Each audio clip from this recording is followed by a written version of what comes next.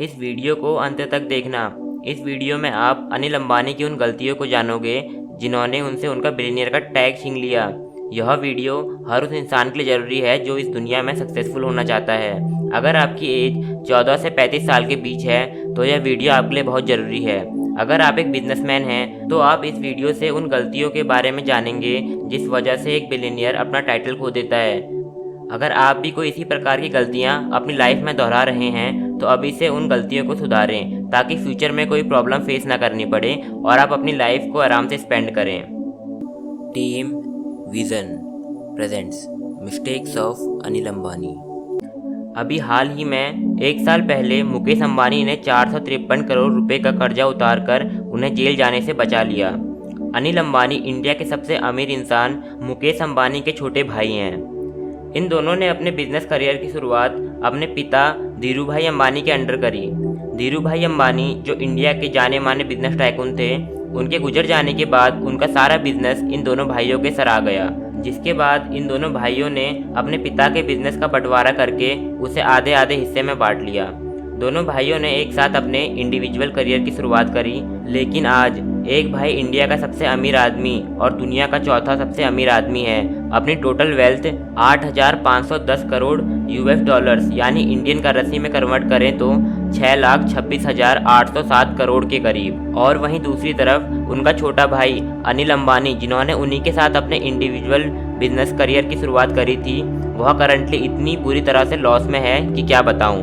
उनकी बर्बादी का अंदाज़ा आप इस बात से लगा सकते हैं कि 2007 में फोर्ब्स की रिचेस्ट लिस्ट के अकॉर्डिंग अनिल अंबानी की नेटवर्थ 45 बिलियन यूएस डॉलर थी, जो कि 2007 के मार्केट रेट के अकॉर्डिंग 2,52,700 करोड़ रुपए और आज के हिसाब से 2020 में होती 3,31,450 करोड़ रुपए। लेकिन आज असलियत में इस वक्त जब मैं वीडियो बना रहा हूँ, अनिल अंबानी की टोटल वेल्थ 2007 से 45 बिलियन यूएस डॉलर से नीचे गिरकर मात्र 82 मिलियन यूएस डॉलर रह गई है, तकरीबन 605 करोड़ रुपए। हालांकि ये कोई छोटी मोटी रकम नहीं है, लेकिन फिर भी 45 बिलियन से 82 मिलियन पर आ जाना बहुत बड़ी और बुरी बात है। आज हम इस वीडियो में जानेंगे कि आखिर ऐसा क्या हुआ कि अनिल अंबानी इतना नीचे आ गए। अगर आप भी जानना चाहते हैं कि ऐसा क्या किया अनिल अंबानी ने जो वो इतने बर्बाद हो गए, तो आप इस वीडियो को एंड तक का देखें। और अगर वीडियो पसंद आए तो लाइक और शेयर करें और चैनल को सब्सक्राइब करके हमारी इस टीम का हिस्सा बन जाएं। आगे बढ़ने से पहले हम एक बार थोड़ी सी बैकग्राउंड स्टोरी को समझ लेते हैं। रिलायंस ग्रुप इंडिया की सबसे बड़ी कंपनियों में से एक है। इस कंपनी को जन्म दिया था धीरूभाई अंबानी ने, जो कि इंडिया के जाने माने बिजनेसमैन थे। उनके 2 बेटे हैं और जब वो बड़े हो गए उन्होंने उन दोनों को अपने साथ बिजनेस में शामिल कर लिया। धीरूभाई अंबानी के छोटे बेटे अनिल अंबानी वह कंपनी के चीफ फाइनेंशियल ऑफिसर यानी डील ब्रेकर थे। वह बाहर की कंपनी और फॉरेन इन्वेस्टर से अपने बिजनेस में पैसे इन्वेस्ट कराने में एक्सपर्ट थे। बेसिकली वो अपनी कंपनी के रिप्रेजेंटेटिव थे। एक तरह से आप कह सकते हैं पब्लिक स्पीकर। लोगों से मिलना जुलना, अपनी कंपनी के बारे में, अपने प्रोडक्ट और अपनी सर्विस के बारे में बताना और लोगों को अपनी कंपनी से जोड़ना। अनिल अंबानी इन्वेस्टर को अट्रैक्ट करते, वह कंपनी में फंडिंग करते हैं और काम आगे बढ़ता है। पब्लिक इवेंट्स और पार्टी अटेंड करना, बड़े बड़े लोगों के साथ उठना बैठना, यह सब अनिल अंबानी का काम था। वह अपने काम को बखूबी कर रहे थे। ध्यान दीजिएगा, यह बात तब की है जब यह पूरा बिजनेस धीरूभाई अंबानी के अंडर था। और वहीं दूसरी तरफ मुकेश अंबानी, जो धीरूभाई अंबानी के बड़े बेटे हैं, वह बैकएंड में काम संभालते थे कि अपनी कंपनी को कैसे रन करना है, कौन सा डिसीजन कब लेना है और कंपनी के लिए क्या सही है क्या गलत है। इन सब का डिसीजन मुकेश अंबानी लेते थे। मुकेश अंबानी को हम कंपनी का डिसीजन मेकर भी कह सकते हैं। मुकेश अंबानी का पब्लिक अपीयरेंस से दूर दूर तक कोई नाता नहीं था। वह बस अपने काम से काम रखते थे।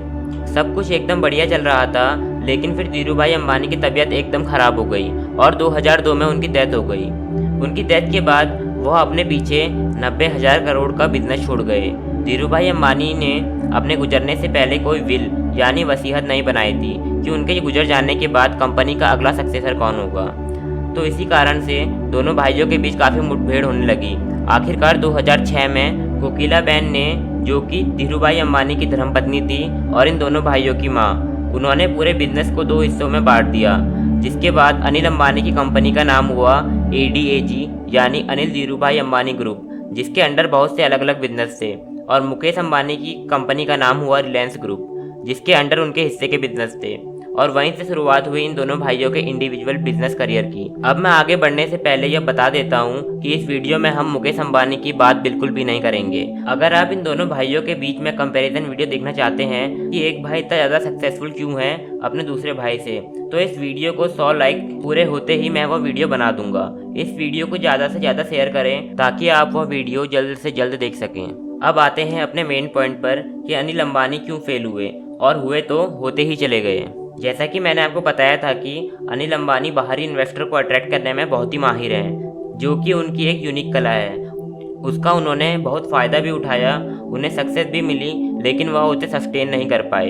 अनिल अंबानी का बिजनेस करने का तरीका उनके भाई और पिता दोनों से एकदम डिफरेंट है, या फिर हम कह सकते हैं अपोजिट। अनिल अंबानी ऐसे बिजनेसेस में पैसा इन्वेस्ट करना पसंद करते हैं जो कि उन्हें ज़्यादा से ज़्यादा रिटर्न दे सके, और वह भी भारी मात्रा में। जब ऐसा कोई बिजनेस मॉडल होता है जो आपको क्विक कैश जनरेट करके दे सके, तो उसमें लोग बहुत ही ज़्यादा इंटरेस्टेड होते हैं अपने पैसे फंसाने के लिए। अनिल अंबानी ने भी यही करा अपने शुरुआती दिनों में। उन्होंने मार्केट में उन बिजनेस अपॉर्चुनिटीज़ को चूज़ किया जो कि कम टाइम पे ज़्यादा पैसा दे सके, और ऐसे बिजनेस मॉडल के साथ वो बहुत से इन्वेस्टर को भी अट्रैक्ट किया। और कोई बंदा मना भी कैसे कर सके। अगर आपको कोई बोले कि मुझे 5 लाख रुपए दो और मैं 1 महीने बाद आपको 25 लाख रुपए दूंगा, तो आप भी कहोगे कि भाई ये लो पैसा। फॉर एग्जाम्पल, जो उस टाइम पर इंटरटेनमेंट की मार्केट थी उसमें एकदम से बूम आ गया, और अनिल अंबानी ने इस अपॉर्चुनिटी को तुरंत देखते हुए एक नई कंपनी फॉर्म करी जिसका नाम था रिलायंस बिग एंटरटेनमेंट, और अब वह फिल्म प्रोडक्शन और प्रोसेसिंग के बिजनेस में घुस गए। इस कंपनी ने बहुत अच्छा परफॉर्म किया और काफ़ी प्रॉफिटेबल भी रही। 700 थिएटर स्क्रीन के साथ रिलायंस बिग एंटरटेनमेंट इंडिया की लार्जेस्ट मल्टीप्लेक्स ऑपरेटर बन गया। लेकिन फिर अनिल अंबानी का इंटरेस्ट ऑफ बिजनेस शिफ्ट होने लगा। बहुत दूसरे बिजनेसेस में ज़्यादा ध्यान देने लगे और यहाँ मार्केट में न्यू कंपटीशन आने लगा, लेकिन उनका ध्यान वहाँ नहीं था। हालत ऐसी हो गई कि 2014 आते आते लगभग सारी स्क्रीन्स रिलायंस बिग एंटरटेनमेंट को बेचनी पड़ी, वह भी बहुत ही कम दामों पर। अभी फाइनेंशियल ईयर 2018 में 606 करोड़ का लॉस हुआ और 2017 में 553 करोड़ का लॉस हुआ। कोई भी बिजनेस क्यों ना हो, छोटा हो या बड़ा हो, अगर आपको मार्केट में बने रहना है तो आपको अपने कंपटीशन से हेड टू हेड टक्कर लेनी होगी, उनसे एक कदम आगे रहना होगा। और अपने कंपटीशन से एक कदम आगे रहने के लिए अपने बिजनेस में लगातार कुछ ना कुछ इनोवेटिव करना होगा, ताकि आप मार्केट में अपने कस्टमर्स को हमेशा कुछ हटके, अलग और नए प्रोडक्ट और सर्विस प्रोवाइड कर सकें। सेम ऐसा ही हुआ रिलायंस टेलीकम्युनिकेशंस के साथ। यह बिजनेस पहले मुकेश अंबानी के पास था, लेकिन बंटवारे के बाद उन्होंने यह अनिल अंबानी को दे दिया। इस कंपनी ने मार्केट में आने के बाद भारतीय एयरटेल से हेड टू हेड टक्कर ली। एग्रेसिव प्राइसिंग स्ट्रेटेजीज के साथ अनिल अंबानी की यह कंपनी मार्केट कंपटीशन से 60% चीपर रेट्स में मोबाइल डाटा और बैलेंस देने लगी, जिससे एकदम बहुत सारे कस्टमर्स इनकी तरफ शिफ्ट हो गए। जब 3G इंडियन मार्केट में लॉन्च हुआ तो 8,500 करोड़ रुपए खर्च करके रिलायंस कम्युनिकेशंस ने दिल्ली, मुंबई जैसे बड़े सर्किल्स के साथ 11 और स्टेट्स में 3G सर्विस प्रोवाइड करी। 2010 में 125 मिलियन यूजर्स के साथ रिलायंस कम्युनिकेशंस इंडिया की second largest mobile telecom company बन गई। लेकिन जिसका डर था वही हुआ। अनिल अंबानी का ध्यान इस बिजनेस से शिफ्ट होने लगा और 14 साल बाद यह कंपनी 2017 में बंद हो गई। जब यह कंपनी बंद हो रही थी तो इसके ऊपर 43,000 करोड़ रुपए का कर्ज था। इसके एसेट्स को खरीदने में एक बायर अनिल अंबानी के बड़े भाई मुकेश अंबानी भी थे, जो कि कुछ साल पहले ही मार्केट में अपनी कंपनी जियो के साथ उतरे थे और पूरे टेलीकम्युनिकेशंस की मार्केट में तहलका मचा दिया। तो अनिल अंबानी के यह और बाकी बिजनेस स्टार्ट हुए तो सही, पर कब खत्म हुए पता ही नहीं चला। अनिल अंबानी के फेलियर के रीज़न बहुत ही बेसिक से हैं। Poor management skill, wrong decision making, not understanding the market. अगर किसी बिजनेस को मार्केट में लॉन्ग रन में बने रहना है तो मेरे हिसाब से उन्हें कंटिन्यूस इनोवेशन करनी होगी। बदलती मार्केट और बदलते कंपटीशन के साथ साथ नेचर ऑफ बिजनेस, प्रोडक्ट और सर्विस सबको अपडेट, मॉडिफाई और अट्रैक्टिव बनाना होगा। कस्टमर की डिमांड को समझते हुए उन्हें प्रोडक्ट और सर्विस डिलीवर करनी होगी। और जब कंपनी ऐसे स्टेट में हो जहाँ से सिर्फ आपको ऊपर ही उठना है, तब ऐसी कोई गलती नहीं कर सकते कि आप नीचे गिरकर एकदम जीरो हो जाए। एक बार में सिर्फ एक बिजनेस पर फोकस करना चाहिए, उसमें भी अपना 100% देना चाहिए, और यह भी नहीं कि उसमें अपना 100% दे रहे हैं और एक टाइम बाद आपका इंटरेस्ट उसमें से बिल्कुल ही हट जाए, फिर आप उस कंपनी को दूसरों के भरोसे छोड़ दें। तो यही वो रीज़न है जिसकी वजह से अनिल अंबानी फेल हुए अपने बिजनेस में। आपका क्या कहना है मुझे कमेंट सेक्शन में बताइए।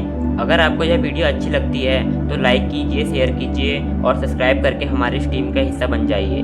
अगर आप चाहते हैं कि हम किसी पर्टिकुलर टॉपिक पर वीडियो बनाएं तो नीचे दिए हुए कमेंट बॉक्स में हमें ज़रूर बताएं।